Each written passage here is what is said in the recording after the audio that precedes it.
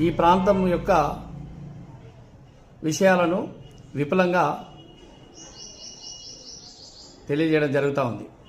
ముఖ్యంగా ఈ గోదావరికని ప్రాంతంలో నిరుద్యోగ వ్యవస్థ చాలా విపరీతంగా ఉంది.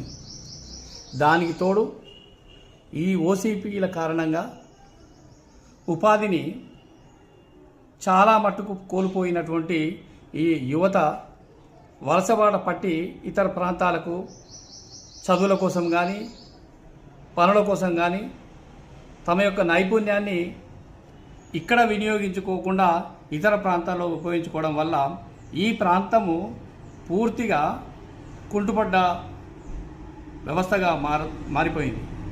మనం ఒకప్పుడు ఈ ప్రాంతంలో ఎంతో ఉపాధి దొరికింది, ఎంతో వ్యాపారం జరిగింది.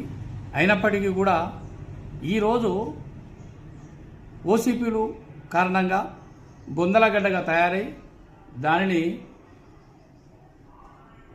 ఈ ప్రాంతంలో ఉన్నటువంటి యువతకు ఉపాధి లేకుండా చేయడం వల్ల, కార్మిక వ్యవస్థను తగ్గించడం వల్ల ఇక్కడ ఉన్నటువంటి యువత మొత్తం కూడా వలసబాట పట్టడం జరిగింది.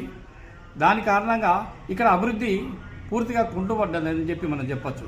ఇక్కడ అభివృద్ధి జరగాలంటే ఇక్కడ కొన్ని ప్రధానమైనటువంటి పరిశ్రమలను ఏర్పాటు చేసి ఈ వలస పోయేటువంటి వ్యక్తులను ఈ ప్రాంతంలో నివసించి ఉపాధి మార్గాలు చూపించేటువంటి అవకాశము ఈ ప్రభుత్వాలు చేపట్టాలని చెప్పి ఈ సందర్భంగా న్యూ ఇండియా పార్టీ డిమాండ్ చేస్తుంది. ఎందుకంటే ప్రజలకు కావలసిన ప్రతి వస్తువును మనం ఎక్కడి నుంచో దిగుమతి చేసుకోకుండా ఈ ప్రాంతంలోనే ఆ యొక్క పరిశ్రమలను చిన్న